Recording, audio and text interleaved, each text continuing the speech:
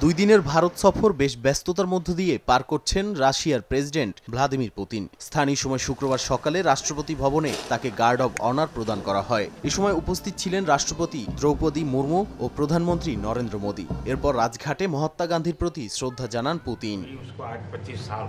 পরে নরেন্দ্র মোদীর সঙ্গে দ্বিপক্ষীয় বৈঠক করেন রুশ প্রেসিডেন্ট। দুই দেশের বিভিন্ন বিষয় নিয়ে আলোচনা করেন তারা। ইউক্রেন যুদ্ধও উঠে আসে আলোচনায়।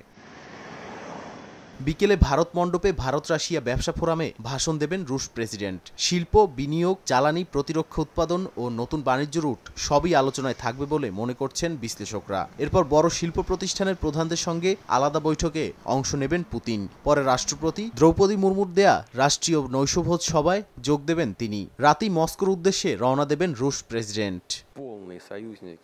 ভারত সফরের আগে গণমাধ্যমকে রুশ প্রেসিডেন্ট জানান, যুক্তরাষ্ট্র এখনও রাশিয়ার কাছ থেকে জ্বালানি কিনছে। ভারতেরও একই সুযোগ থাকা উচিত বলে জানান তিনি। নয়াদিল্লির উপর ওয়াশিংটনের বাড়তি শুল্ক আরোপ ডোনাল্ড ট্রাম্পের উদ্বেগের বহিঃপ্রকাশ বলেও মন্তব্য করেন পুতিন। এদিকে বিরোধী দলগুলোকে বিদেশি নেতাদের সঙ্গে সাক্ষাৎ করতে দেয়া হচ্ছে না বলে অভিযোগ তুলেছেন কংগ্রেস নেতা রাহুল গান্ধী। বলেন, নরেন্দ্র মোদী আর তার প্রশাসন নিরাপত্তাহীনতায় ভোগার কারণেই এমনটা করছেন। আর এই চর্চার কারণে ভারতের প্রচলিত গণতান্ত্রিক পরম্পরা ক্ষতিগ্রস্ত হচ্ছে বলেও জানান তিনি। নাদিম মারজান, সময় সংবাদ।